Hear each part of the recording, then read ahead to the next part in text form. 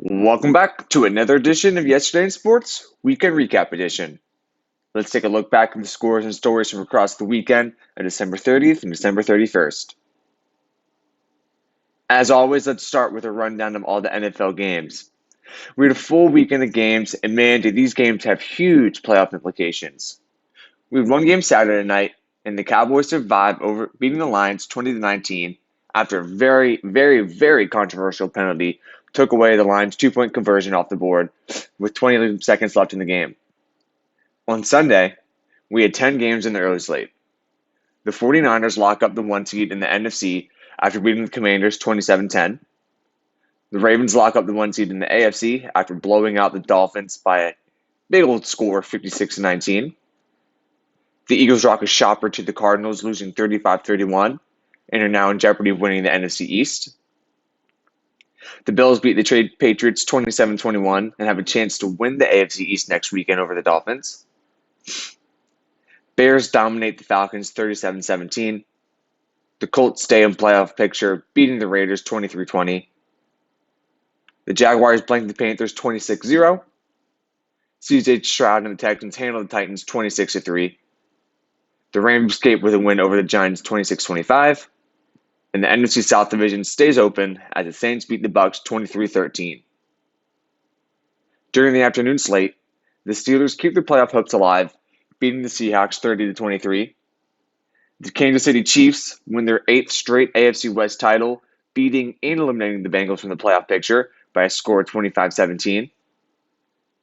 And in a game no one cared about, the Broncos beat the Chargers 16-9. We ended Week 17 in the NFL season with Sunday Night Football, where the Packers and Vikings squared off.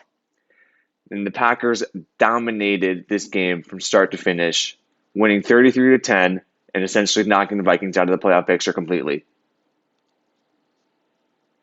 Next, let's do a roundup of all the notable players who came up with injuries over the weekend. Eagles wide receiver Devontae Smith leaves the game. MVP candidate Christian McCaffrey misses the second half of his game with a calf injury.